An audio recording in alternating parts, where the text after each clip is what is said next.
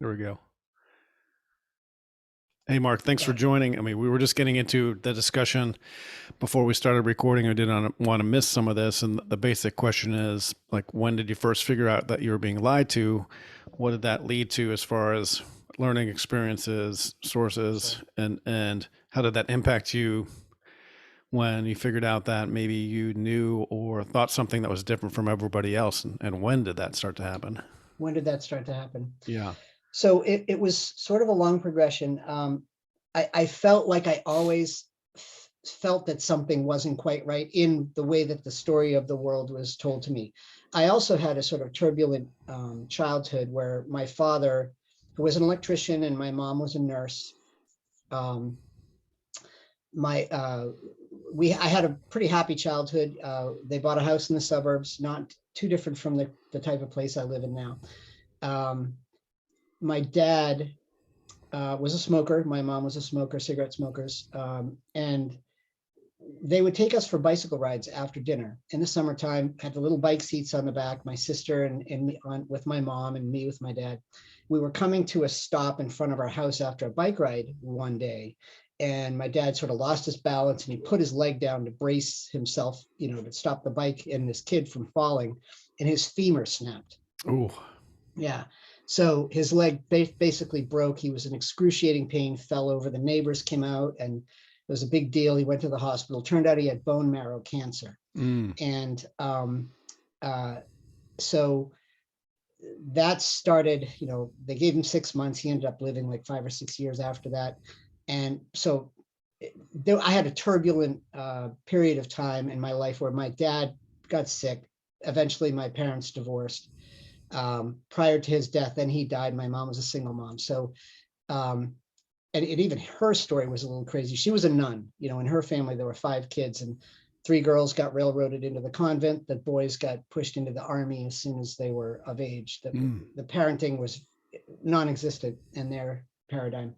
But my mom decided to raise her children without any religion, without any influence. And so I kind of had a clean slate in some ways from her. That was the gift she gave to us. But I remember just thinking about school, and I mentioned a minute ago, I was the kid who got dragged in every year to have the conference with mom and the teacher to say, Mrs. Price, we think, your son isn't stupid. He just isn't applying himself. He doesn't seem to care about the work or whatever. And I didn't. I sort of felt like this can't be it. This can't be real. This story, like history was boring. Math was okay. The things I was being taught seemed plastic in veneer. It seemed like it wasn't the real thing. And I just kept thinking to myself, well, I'm sure this all changes when I get to college. College is where, Yeah. the adults are. And Yeah. Once I get there, I mean, the world's going to open up to me. There's going to be all these opportunities and choices. I can do anything I want. I was always told you could do anything you want.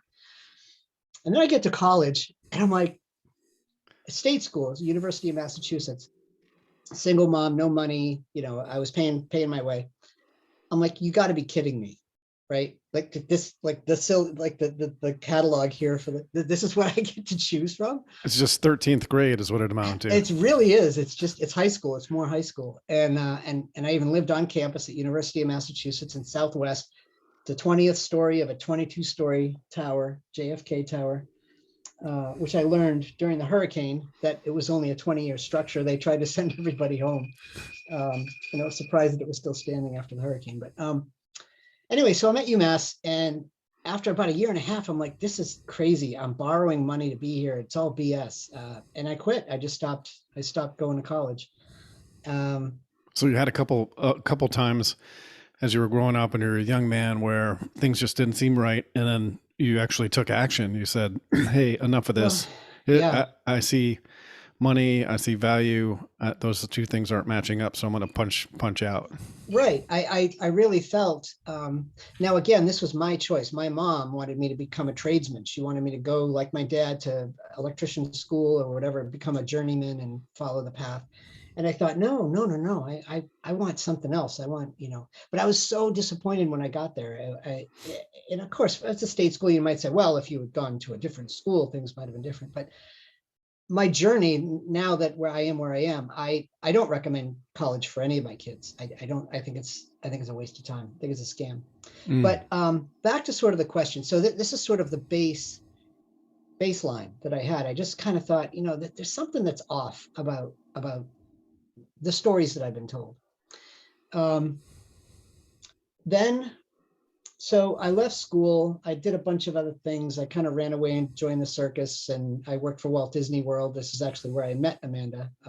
So you ran away and joined the circus? Well, the Walt Disney World. I worked in a restaurant for the Tragic Queendom, Okay, the all big right. park in Florida. And this is sort of, How magical.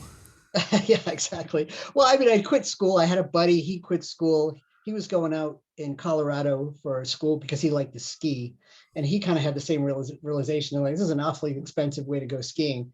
Yeah. And so we What decided to move to Florida, and I what an ended up with, adventure. yeah. So I'm down there goofing around. And then I meet Amanda, and I realize, well, I mean, the funny thing about Disney is that it's a robust company. They have a Oh really yeah. good, they have a really good union. They have a really good healthcare. Hmm. Like, you get 2 weeks paid vacation. You get, all kinds of stuff. It's very People are raising corporate. kids. It is, well, people are like dressing up in clown suits or working in restaurants, raising their kids, making the BMW payment, living in Florida, and they have serious lives. And I realized after a short period of time, I could disappear into that landscape and never come out. And I met my wife, and I was like, all right, I'm getting out of here. I went back to Boston, went to architecture school, and came back to, I actually missed New England a great deal. It's funny about New England, you sort of have to move out before you realize that the seasons, the rhythms, and the ways of life here that are embedded in me, they're hard to leave behind. And Yeah. I ended up wanting to come back. Yeah. So I did. And, you know, since I met my wife, we've been together ever since then.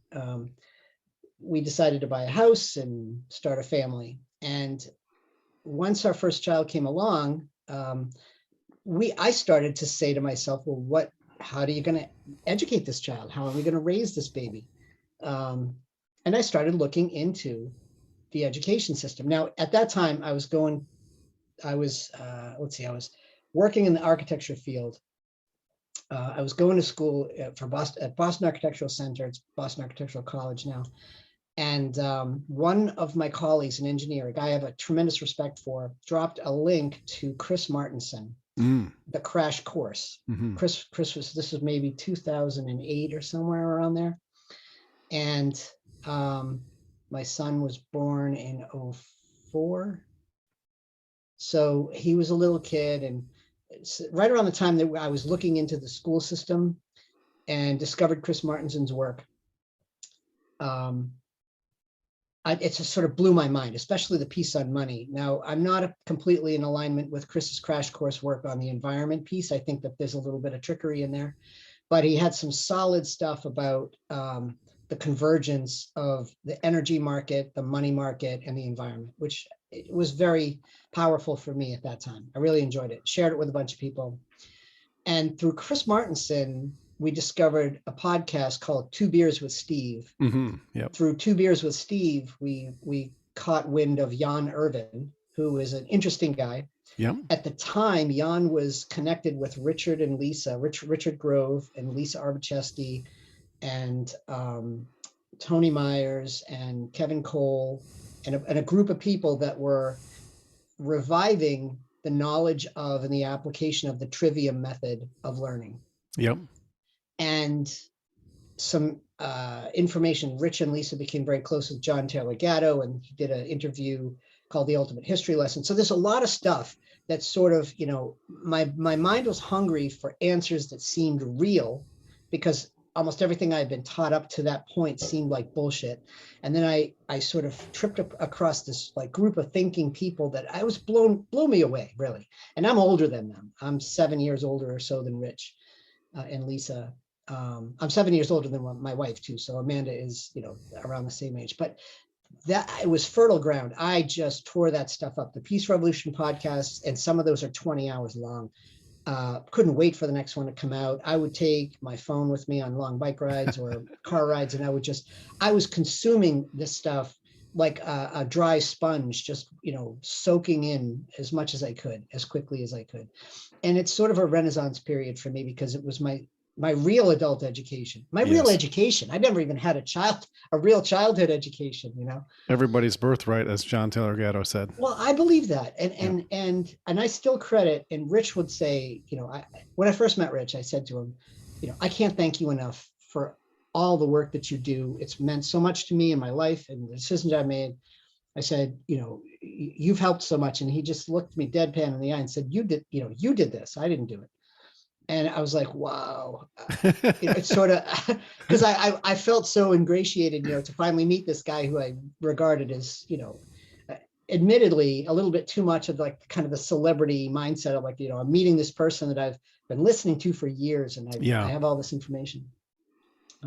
So what's kind of fun is like the more people you meet like that, the more you recognize that, you know, they're just people like you and they're doing Yeah. something extraordinary, and anybody can do any extraordinary things.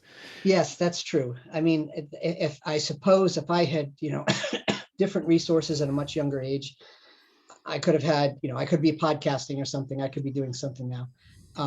I don't regret any of the decisions I've made. In fact, and I'm super grateful for the people that I've met along the way. But the circuitous path to where I came, you know, how I sort of came to understand that the world is not as it was presented to Yeah. me, it really resonated with me, the tenderness and the vulnerability that Richard had, even in his first interviews with Maria Heller, when he was really talking about, you know, his experience at 9/11 and what was going on for him at that point.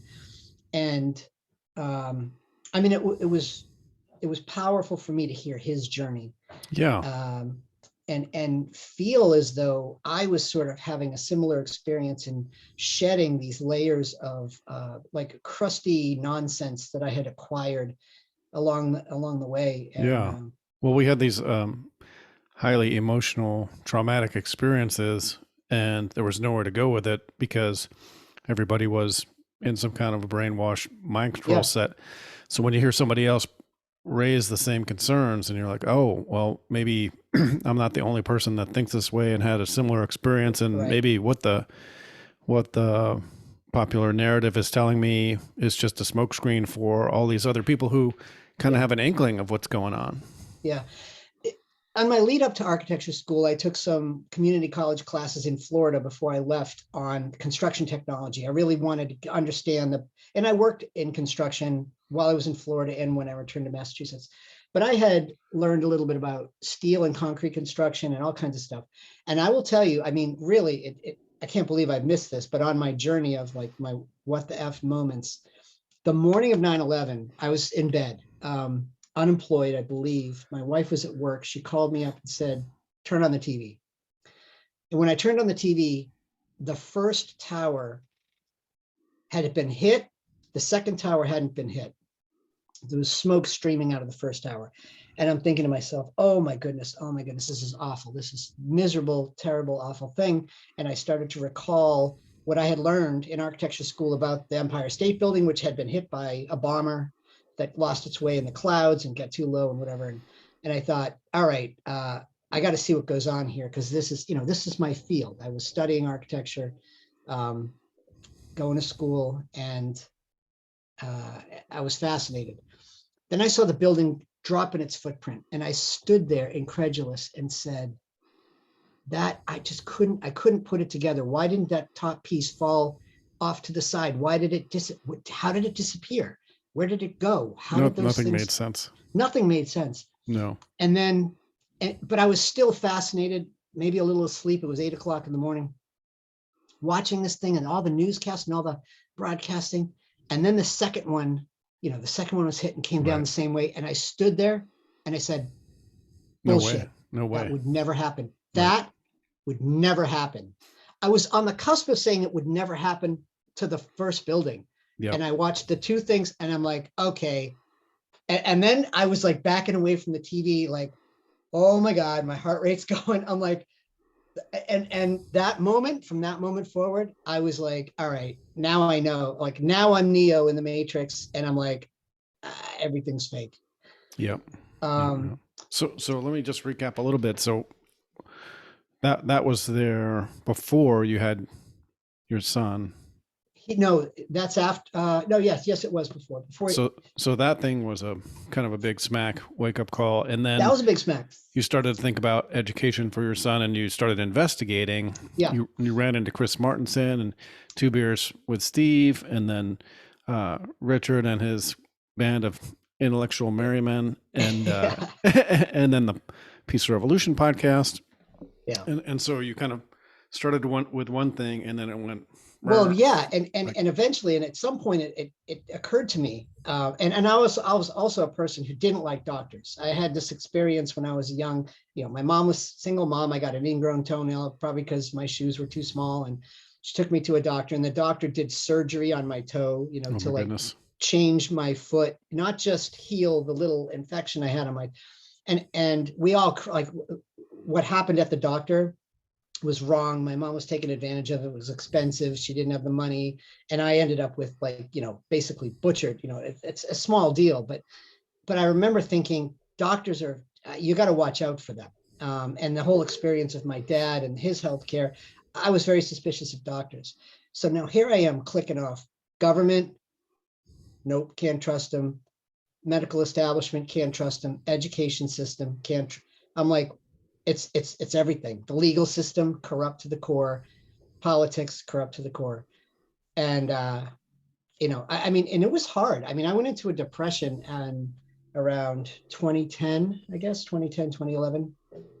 Oh, the other So thing that happened. you had these like repetitive truth pills kind of realizations dropped Yeah, on you, and then it all didn't happen in one moment. Like it was like a buildup of it was a things. buildup, but it was more confirmation. I kept getting confirmation that Yeah. this little sickly feeling I had in the pit of my stomach about this, I started to put the facts and the data points and the pointillism, the picture started to emerge. And I'm Yeah, like, the oh, mosaic. You're wow. putting the tiles in the mosaic, and the Yeah, picture comes out, and then you're paying attention to those weird and not so pleasant feelings that you have in yourself, rather than just medicating them away or sure. dismissing them. Right? You're Right. starting to like pay attention to your intuition, and even though you're living in this world where everyone tells you that the orange is an apple, you're like, I don't know about that. Yeah. Yeah, well, and that's it. I mean, I started to sort of come to the adult realization. Now, for me, it Well, seemed, that's a good point, right? You came to the adult realization, so you kind of were becoming over time when this whole system seeks to treat us like children and speaks to us like children and really takes advantage of us as in our childlike trusting state. yeah, All of these institutions, they prepare us and they kind of milk us as we're as if we were children or herd animals or cattle, right? yeah, yeah. I mean, that's, we are trapped in the matrix, really. Yeah. You're born into a system that you can't see or touch or smell or taste, and it's been all designed for you. And what they tell kids, I mean, I get from my mom a lot, who's still alive. In fact, I was cooking dinner last night, making a recipe that she taught me that I remember from my childhood. And I just got her on the phone and we were just shooting the breeze. And she frequently asks me, because she knows that we homeschool, how do you know that your kids are going to learn all the right stuff? And she still can't, she can't flip her thinking around to understand my perspective. My biggest thing that I'm giving to my kids is not teaching them any of that stuff. The right stuff according to whom? Right, right. Well, that's the thing, she's like, don't you have to report to the state, or how do you tell them what you're doing? And I'm like, I don't tell them what I'm doing. It's none of their damn business. I don't want my kids programmed. And it's damn hard now because video games and internet and Yeah. iPad stuff.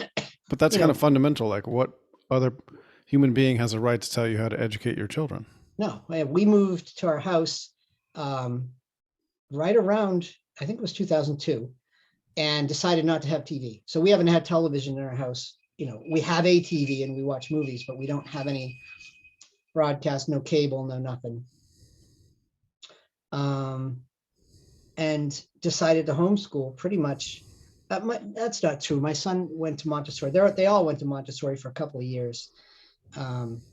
My son went to a private school for a while, Montessori program, until I realized that Montessori has a lot of value for little kids.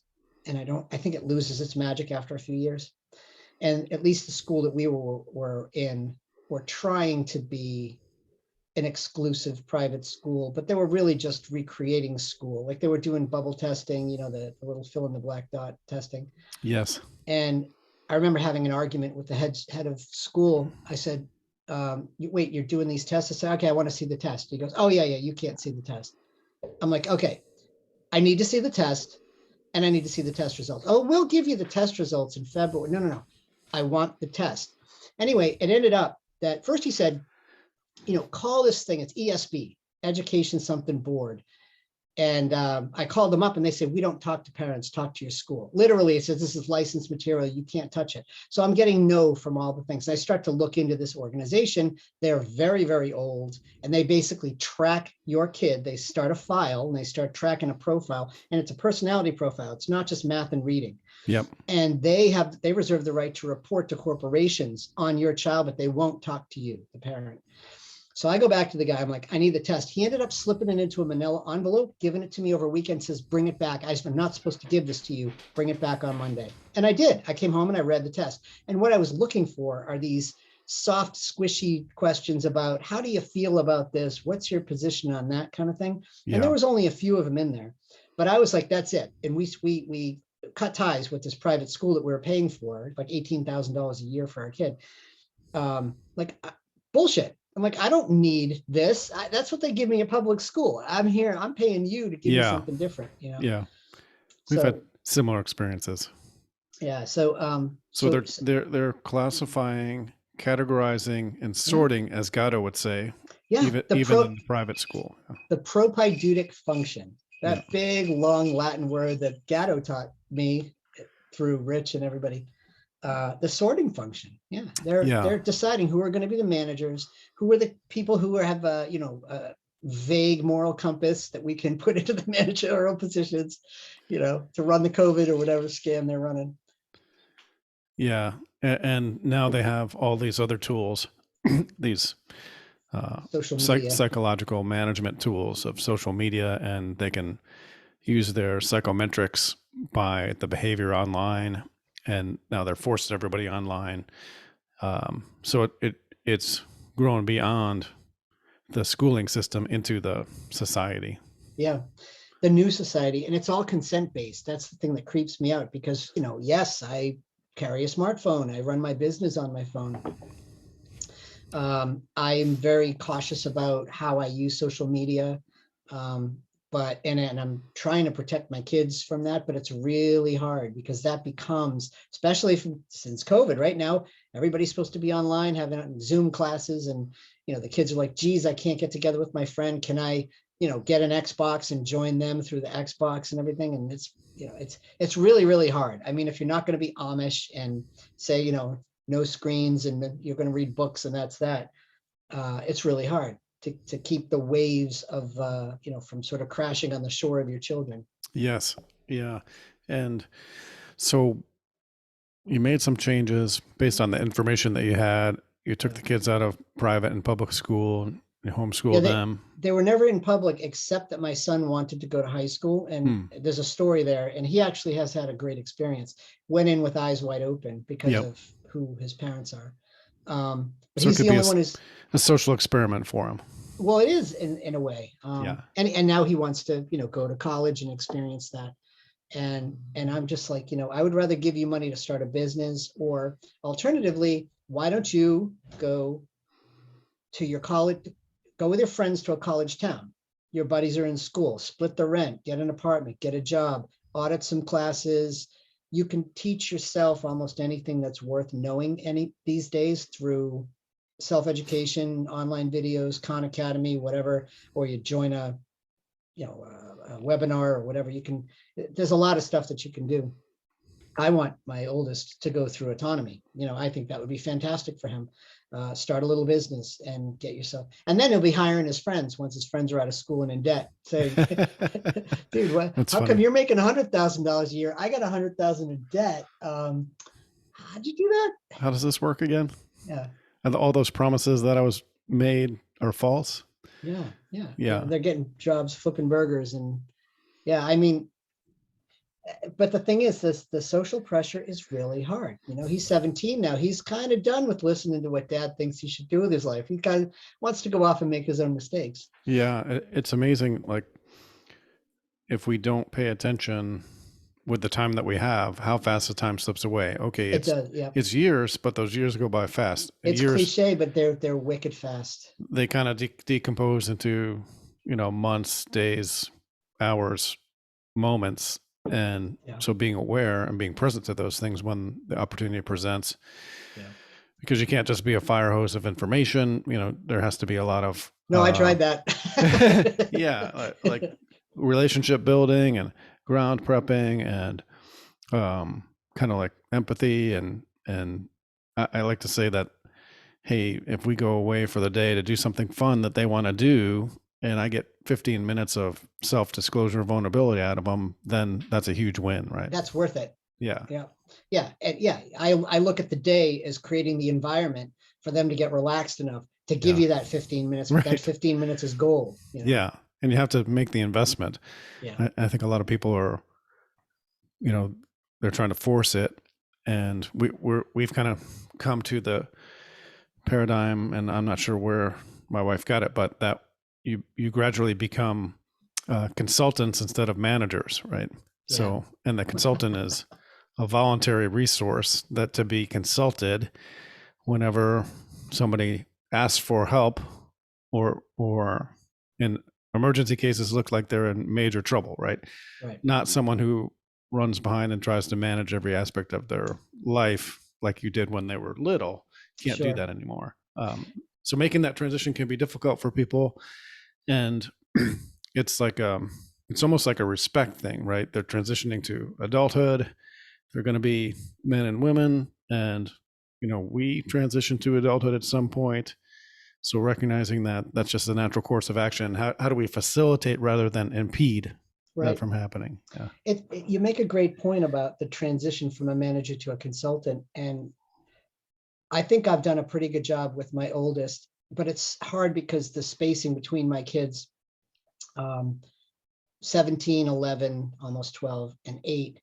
So I'm still managing, and I get caught in the habit of managing. Yeah.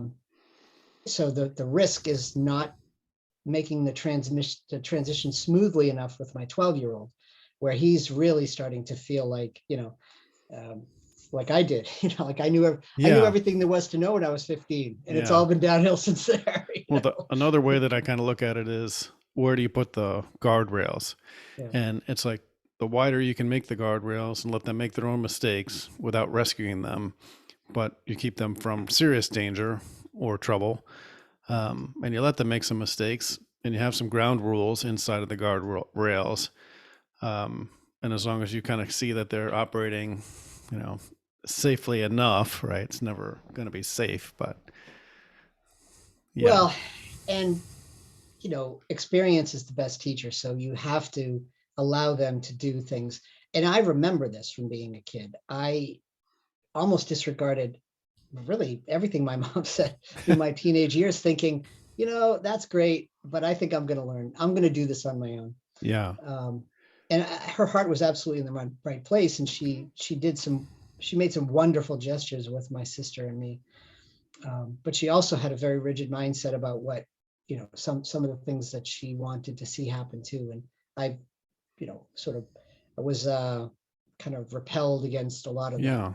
Yeah. It's like a magnet, and the other side of the magnet is the stronger they try to control, then the more they're going to repel. And it's hard to recognize that as a parent or as a friend or just as somebody who is trying to help somebody out. Well, did they ask you for help? I mean, that's the key, that it's got to be a pull, not a push. Right.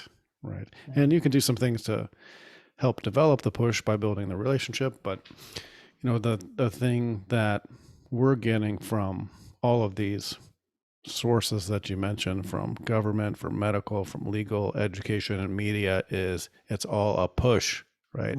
They're pushing it on us, and they're pushing a narrative and a story, and it doesn't ring true. And it's like, I don't know if it's experience or age or skepticism or critical thinking or some combination of all these things. But when you see somebody lying to you on the television and you can tell, like, the hairs on the back of your neck stand up, you get queasy in your stomach, you feel insulted or repelled, especially when they're using like neurolinguistic programming on you, Yeah. or they're trying to elicit emotional responses. Like, it all kind of becomes, once you see it, you can't unsee it. Unsee it. Yeah.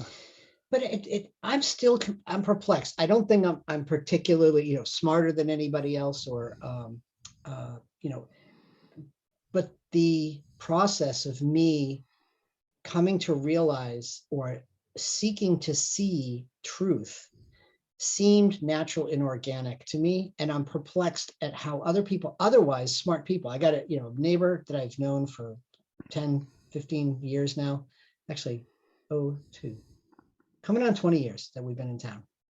And we've known them ever since maybe a couple of years after we moved in. He's an engineer, works for Harvard, bright guy. His wife works for the EPA. 100% brainwashed in the current narrative. There's no crack in.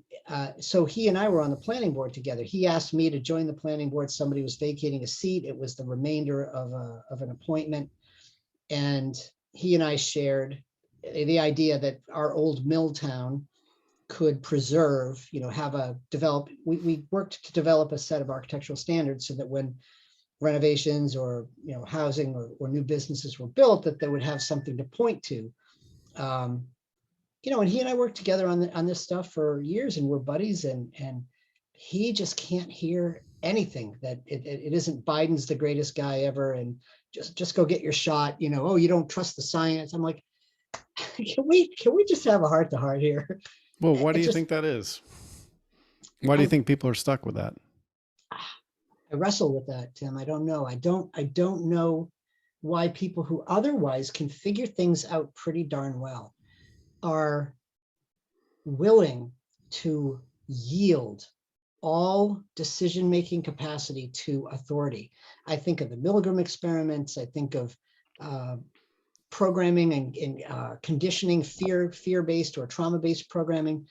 I mean, I wonder, I'm still shocked that this stuff works so well. Yeah, like Tavistock, Milgram, Bernays, all of the... I know these guys have been at it for a long time, but I figure all I got to do is say Tavistock, Milgram, Bernays, let's read a couple books, let's have a book club, let's read propaganda. It's like, let's see how much of this stuff's going on today. So maybe though, Mark, a way to think about it is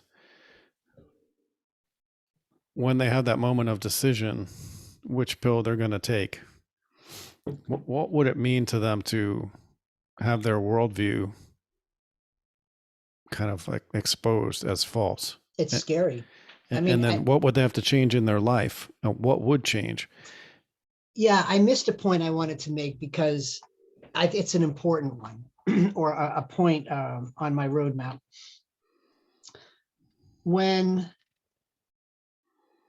So I was in architecture school. I ended up working for a construction manager. Then I worked for a nonprofit that does efficiency programs in the state. I climbed quickly into a management position in that company. Then I got recruited by a professional services firm, worked for them for a couple of years. 2010, the crash, 2008, 2010. That company's, they were downsizing. They didn't want to fund the Boston office when I was starting, planting the flag, and they had some layoffs. So they said, look, we like you, we want you to stay on, but we're not going to build up the office. And sort of with my wife and I had a conversation one day thinking, well, I get support from Connecticut where they were headquartered with IT and payroll. And I don't need either one of those really. And I'm running a business unit. So why don't I hang my shingle and go out on my own? So I did. And with a young family and running a business, which I had a really easy segue because I had a lot of great contacts. I parted ways amicably with the owner of this business, an 85-person firm out of Norwalk, Connecticut. We were still buddies. I mean, we're still on good terms. But I hung my shingle and I realized all that time that I had been spending commuting or sitting in the break room on my breaks or whatever, working for somebody else, it was my time now. And I had the opportunity to say, well, I'm going to check out this documentary, and through the Peace Revolution podcast and Rich and his associates, there's a lot of content that I could consume. And I finally had the time to do it. So the beginning of my awakening had to do maybe with 9/11 and some of the other things that we talked about. But then I really got to dig in from 2010 on and learn and Yeah. cross-reference. And I don't take any one thing and say, this is the truth. I've been aggregating information, kind of like Rich's brain models, but I've been sort of constructing my own brain model Hmm. and my own map of the world, an accurate map of the actual world. So I took this shock and disappointment and discouraging feelings I say depression. I mean, it was like a year that I was really screwed up. I mean, I was Yeah. like, oh my God, nothing I put my feet on seems like it's on solid ground anymore. But then I really did start to learn. So I had the motivation, I had the time, and I had the resources to finally, as an adult, start to learn things. Um, and and I had great role models. I mean, Rich is magical when it comes to his ability to connect dots and put a story together based on historical documents or primary sources. And I mean, I was never learned it in No, school. no. So, And I so had to him learn it. calling himself a forensic Forensic historian, historian. Yeah. that makes perfect sense. And I consider us forensic history apprentices. Yeah. Well, and really he carved the path, and Yeah. and this is part of what I wanted to say to him when I met him, is like, man, you've done so much for me, and a lot of the decisions I made on my family or all of my life. I've taken self-defense, physical self-defense classes, intellectual self-defense classes. I've set myself up pretty well. Not well enough to sustain kind of an uncertain future, but I've got a lot of the pieces in place where I don't feel so scared or nervous or worried.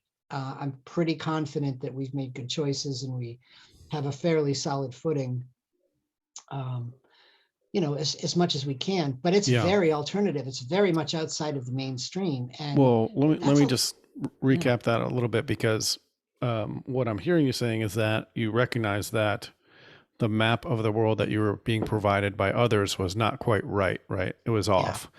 And if you have a bad map and you're trying to get somewhere, you're likely to get lost, confused, angry, afraid. yeah, And so you went out and started to build your own map based on the a map maker that you ran into, right? And kind of yep. showed you how to build your own map. Like they're not saying this is the map. They're just saying this is how you Here's go how you about make a building your map. own map, right? For you. And everybody's map is going to be a little different. Yeah, But what it does is it leads you to a concrete understanding, much more concrete yeah, understanding of reality. And then that leads to confidence.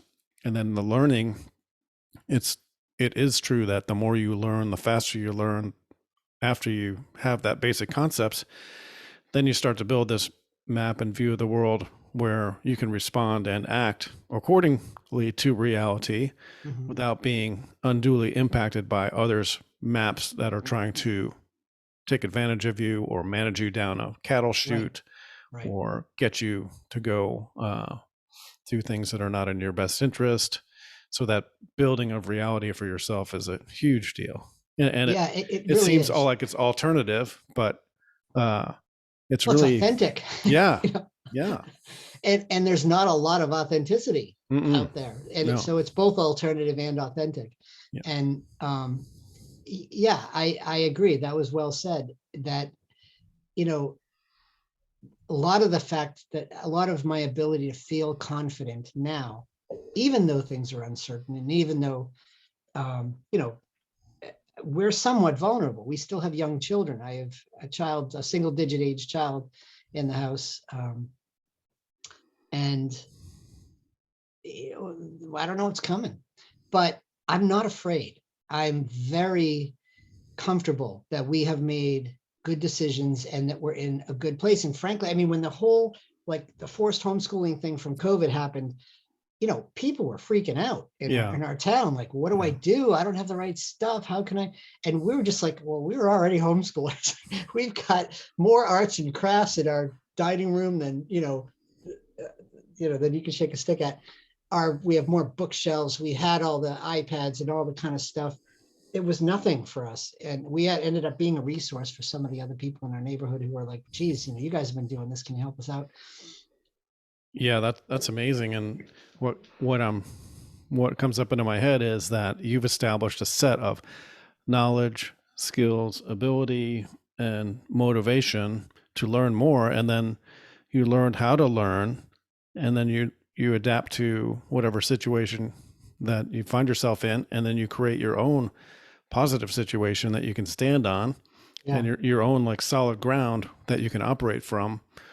And a lot of that is confidence. Like, it provides the confidence to understand that what you're putting out into the world is responding and acting in concordance with reality. Yeah. Even Yeah. though everyone around you is telling you that you should be afraid, you're doing the wrong thing, you're not going with the group. Yeah. Why aren't you afraid like me? Yeah.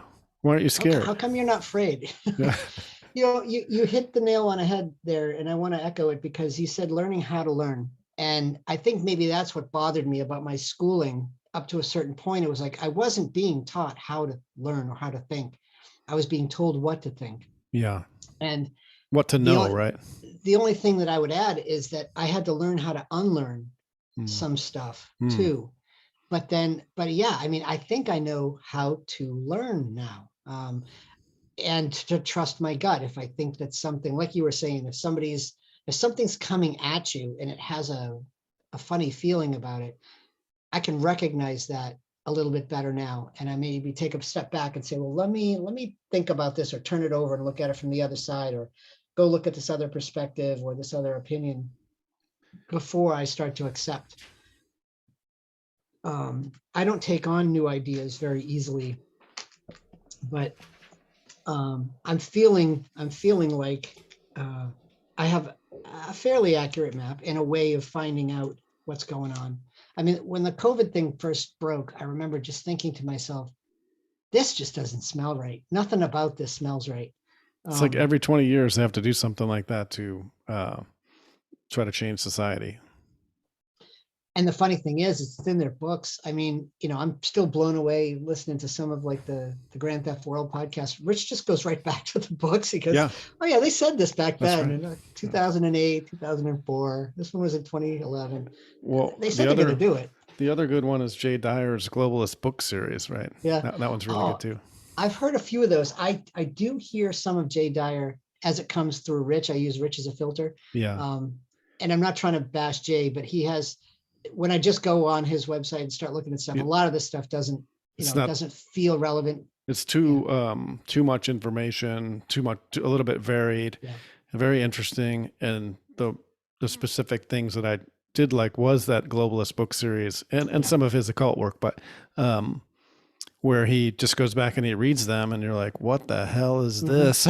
Right? Like, well, those are the people who were, had the most influence on our society and government during the time, like H.G. Wells and Julian Aldous Huxley. If you go back and read some of those books, you'll be like just shocked and appalled at the things that they said, and its relationship to its relationship to what's happening right now.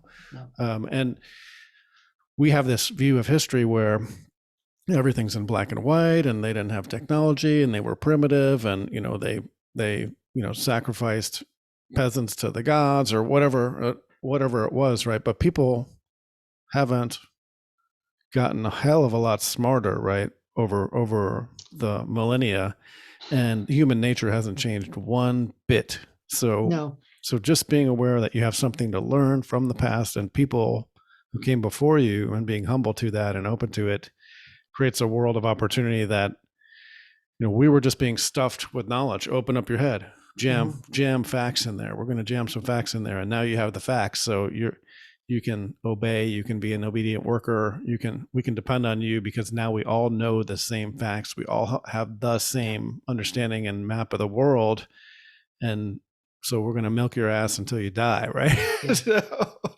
So Yeah, I there's, mean, I think one of the great things about what Rich has produced in terms of autonomy is, whether it works for everybody or not, I'm not sure, but he's trying to give everybody the toolkit to get out of the system and end up working for themselves and taking back control of their own time. I did this on my own 10 years ago, but that really did open up a lot of flexibility or freedom in a way for me, um, to be able to seek out the things I wanted to learn and continue to build on that and develop my own self-confidence, really. Um, I knew something was wrong way back then, but I didn't have any tools to do anything about it. Now I feel like I've got a fairly robust toolkit. Um, yeah, I like what you're saying about, having some time to taking time to educate yourself, investigate, and try to learn some things. And even people who are working full time can squeeze a little time out to do a half hour or hour a day of investigation. And we all have the same amount of time. It's just right. how we use it. And it pays dividends to just investigate, do some experiments, Mhm. innovate a little bit, try to learn, and just ask some questions and try to go get some answers that make sense. Yeah. And I think in some ways, there's sort of a direct way that I try to educate my kids or things that I decide to share with them. But an indirect way is simply having them observe that their father and their mother are independent, work for themselves, have control of their schedules, um, and can decide what to do and don't have to be sort of whipsawed around by somebody else telling you, this is when you take your vacation or this is when you work extra hours or whatever. Yeah, and you have customers, but you just have to do what you need to do to keep your customers Yeah. coming back and making their businesses run and the things that they want to do. You don't have to do that in a prescribed way necessarily. You can be responsive to whatever your customers' needs are. And I want to, that's Yeah. something I'm self-motivated to do that. I enjoy my customers. In fact, sometimes we do this little thing at dinner where we talk about our day and describe, what's the highlight or what was a low point or whatever. And I'm frequently noticed, especially since COVID and the lockdown stuff, that I really appreciate that the construction industry has largely just ignored a lot of the stuff. People don't wear masks on job sites, or sometimes I'll see cleaners with masks and I'll walk in and say, do you guys mind if I don't have a mask on? And they immediately rip their mask off and say, no, no, no, our boss makes us do this kind of thing. Yeah. So I've been lucky that in my work, not only do I get to see people sort of on my own terms and I enjoy my clients, Yep. I've been sort of skirting all of the kind of the liberal madness. If I go downtown, it's a whole different story. You can't walk into a sandwich shop without somebody pointing at you and say, put your mask on. But I've been able to sort of exist outside of the narrative. Yeah. Um, and I like my clients. A lot of my clients are repeat clients. And The interesting um, thing, Mark, what comes to mind is that you've been living outside of the narrative all this time, and now it's clearly delineated by who's wearing a bag on their face or not, right? yeah, Yeah. yeah. But you have, Uh, we've kind of been living on the edge of this thing, kind of nibbling inside of it as we need to survive and thrive, and then yeah. operating on the outside of it. And I mean, one thing that I want to cover with you briefly, and maybe it's not a brief topic though, is kind of like the money and the taxation system, Yeah. and kind of the fact that other people claim to have dominion over your life, your labor, and the way that you dispose of those things, and the fact that they, in controlling the money system, and they can control the supply of money, and they can actually funnel printed money to anyone that they see fit, Oh, and they do. and it devalues everyone else's life and labor if that's how it's going to be valued in terms of Federal Reserve notes. Plus, they claim the right to extract 30 to 50% of your life and labor as denoted by those Federal Reserve notes as tribute to their system, uh, Right. and then which they further distribute to people who play the game, enrich the system, or pay it back. Or feed it into the military industrial complex or the medical industrial complex. I mean, yeah, I'm supremely irritated by the system that we have. Yeah. And I would support an alternative system as soon as one presents itself. I mean, I like decentralized cryptocurrency. I don't like the idea that it's all electronic, and if the internet goes down, like how do you function? I rail against cashless society idea. In fact, very, very funny. My wife and I, we both work from home, and the kids were at their homeschool little co-op the other day, and we decided to go out to lunch. And I had some cash. I decided to pay for lunch with $100 bill. Freaked out the server. She didn't know what to do. Manager had to get involved. Manager brought me the wrong change twice. So I literally I threw a huge curveball at this restaurant. It's a chain restaurant, regular place that you should be able to go in and use cash. They didn't know what to do with it. Now, I used to work in the restaurant business. I met my wife in a restaurant. I worked in several restaurants when I was younger. Yep. The notion that you can't use cash at a restaurant right now, chain. You can't use cash, and the people can't count. That they brought me the wrong change twice. And it said on the receipt, it said total and change, like it did the count for them. They didn't even have to think. So that's kind of like, it's comical, sad, and frightening all at the same time. And the fact that you have like PayPal, Zelle, all these electronic payment systems, Venmo, fencing off people who don't fit the ideology. So it's become an ideological payment system. They're not allowing people to freely do business together. And then you have the government saying, we are going to track every ounce of energy that you expend and every dollar that you expend through these electronic payment systems. And it's the perfect matrix for the global technocratic dictatorship. Right. And like, when you say that, you sound crazy, right? I try to tell my kid that. I said, and Catherine Austin says Cash Friday. I try to use cash. It wasn't Friday when we were out. I try to use cash whenever I can. And from now on, the more I observe this, the more I'm going to be the wrench in the gears. I'm just going to try to use cash all the time.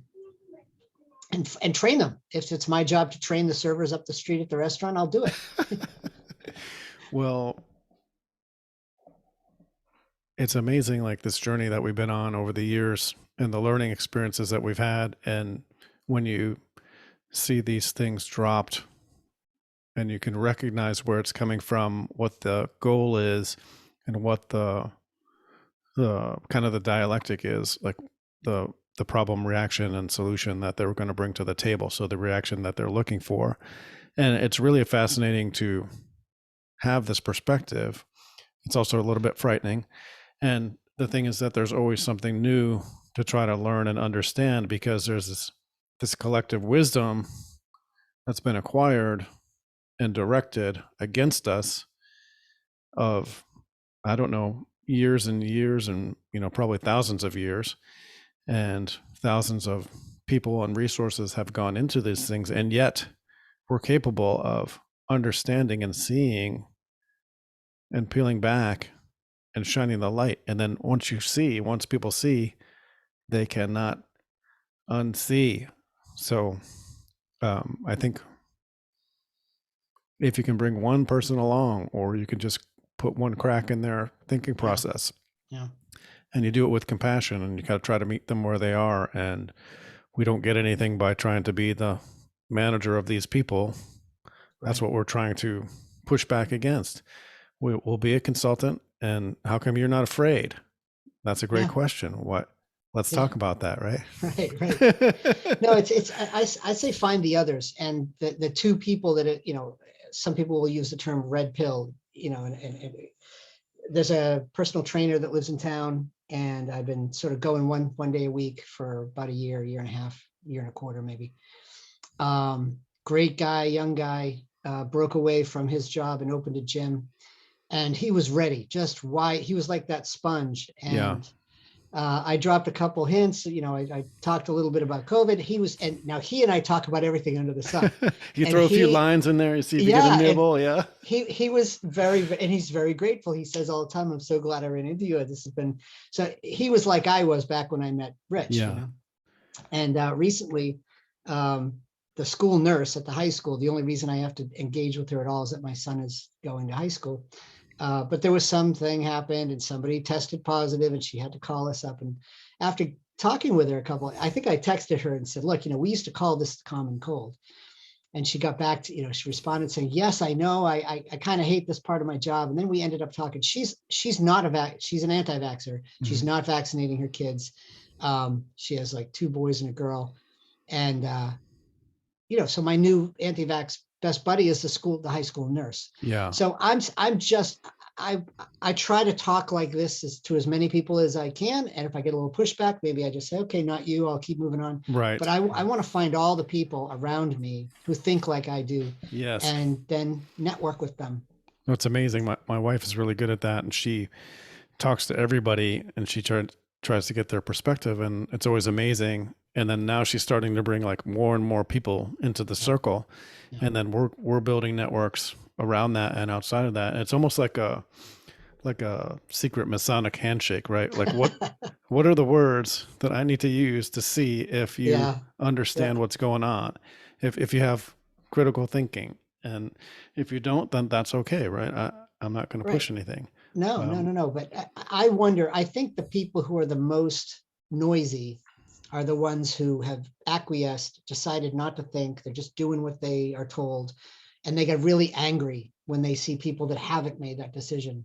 Well, my theory is that just like Mark Twain said, it's easier to fool people than to convince them they've been fooled. Yeah. And that's because their ego is tied up in the thing that they think that they know. And to admit to being wrong is to bring a shame response, and nobody wants that, right?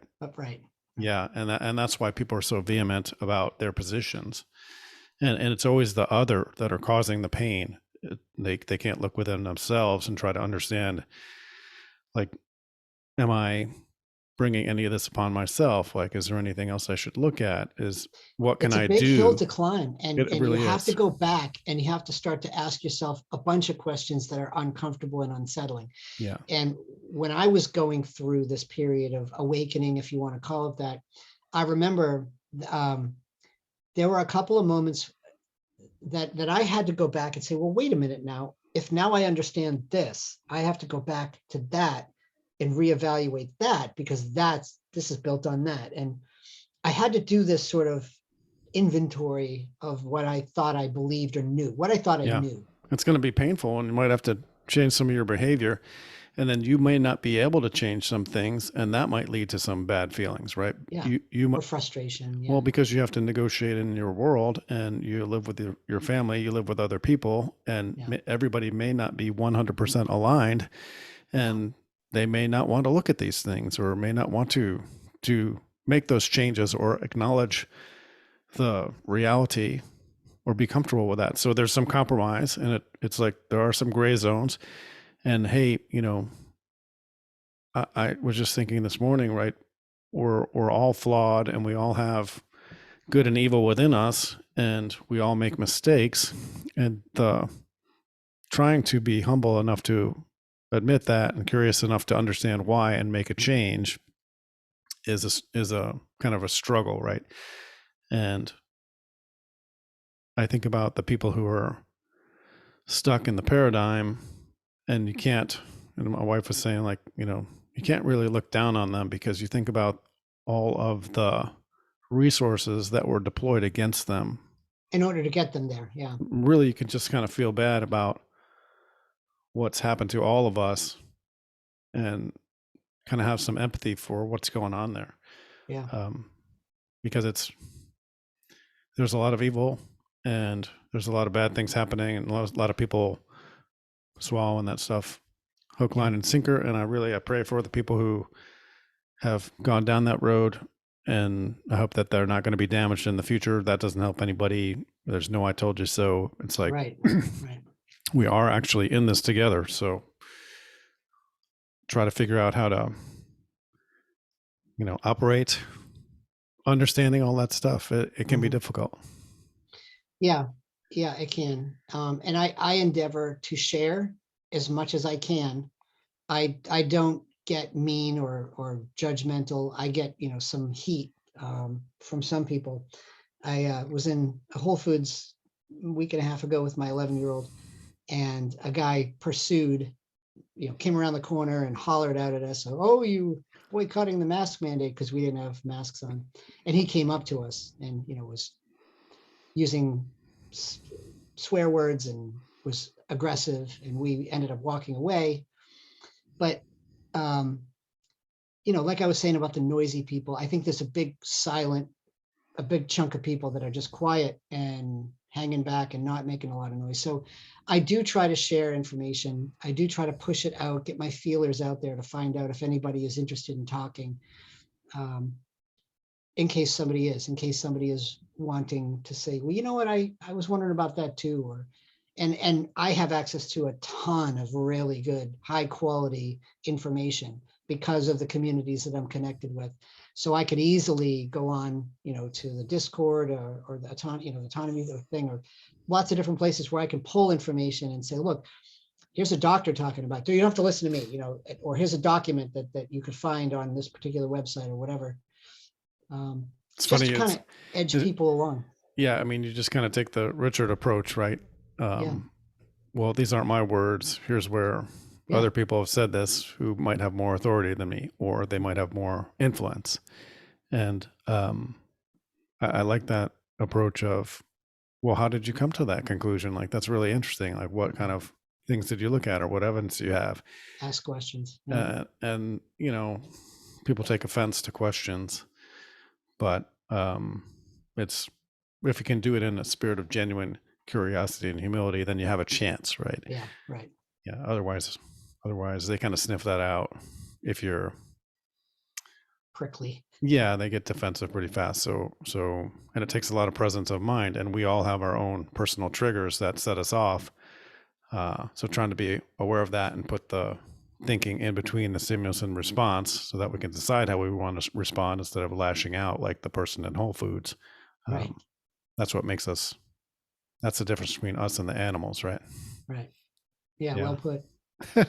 Yeah, the space between stimulus and response, or the opportunity to decide how you want to be, that's been a huge it's a revelation, and it's also something that I struggle with, where I'm always working on. I'm always Yeah. trying to take the breath, because I do have a very immediate reaction sometimes, mental reaction sometimes.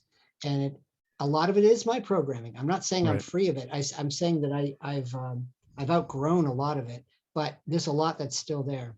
It's interesting, like that concept that we're always becoming, and we can always become better and more attuned and more knowledgeable and more self-control, more information, more compassionate, more interactive and communicative with other people. Like we can improve all those things. Just kind of knowing that gives you a freedom to make mistakes and then to practice things and understand that you can go out and acquire skills that make help you operate better in the world. And working on yourself is not selfish, because that's your gift to other people when you run into them, right? Is Yeah. your ability to be that way. And I think about those triggers, and maybe from an AA perspective, right? From where they say halt, we're hungry, angry, lonely, tired, you're upset about something, and your fuse goes really short, right? And that's where you start to Yeah. react instead of respond. Sorry, and maybe it's really been like a learning journey to stay out of those states, or to have a better state on a more regular basis. Like everybody experiences all those things, but being conscious of it and recognizing, and then being able to change your state and then be present to whatever's going on around you instead of uh, striking like a snake, right? Right, right. Yeah, Richard put it a way that I really appreciated. He said that everyone's got pearls of wisdom. Well, maybe not everybody, but most people that you run into have a gift to give you. Yes. And if you don't if you're not skilled at revealing it or being quiet or asking the right questions to get it, you're doing a disservice to yourself and them. And that really hit me because I had never really thought of it that way. I do have a defensive way of reacting, especially when somebody comes in a sort of attack mode to me. It's hard for me to say, wait a minute, I really need to calm myself, let this person get something off of their chest, become curious, calm them down, and really find out what's in there, because it isn't really the clause that they're showing me right now. There's a reason for that. That's a trigger they've got. Yeah, there's something there. And that brings up the fact that Amanda is an NVC trainer. So I think that mindset is really helpful and important to human interaction. So she challenges me regularly. She keeps me on point. I can imagine. So, Well, this has been a really good discussion, Mark. I appreciate you very much, and kind of getting to know you better, and willingness to come on and be kind of disclose what's going on for you in this crazy world, and maybe make a difference for people who are questioning or have that inkling that something's just not right, or that they might be being lied to. I hate to be lied to, so I appreciate people who can peel that stuff back for me. Yeah. Thank you, Tim. I hate to be lied to. That is something that has always bothered me. And maybe that's a little bit of my driver. It's I like to say that I'm seeking truth, but I think everybody really is on some level. But when I feel like someone's actively being deceitful to me, there's not something that it just bristles. I mean, that's a real trigger. But I really do appreciate you too, and the series that you do. And again, I don't feel like I have an amazing story, but I have a story that does relate to me and how I've navigated the last 20 years. Which I mean, I'm very, very grateful for the people that I've encountered. I think I'm very lucky too. And something in me wants to share that. Yeah. Even if it's with the neighbors and the friends. And I know my heart breaks for the friendships that my wife and I have both lost over the last couple of years. But there are other people out there that are losing their friends too and looking for new friends. And it's like there's an adjustment that's shifting that's happening in our society right now. It is a very interesting time to be alive. So I'm going to keep on keeping on. Lots of opportunity. Yeah. Yeah, there is. Well, thanks, Mark. I'm going to stop the recording.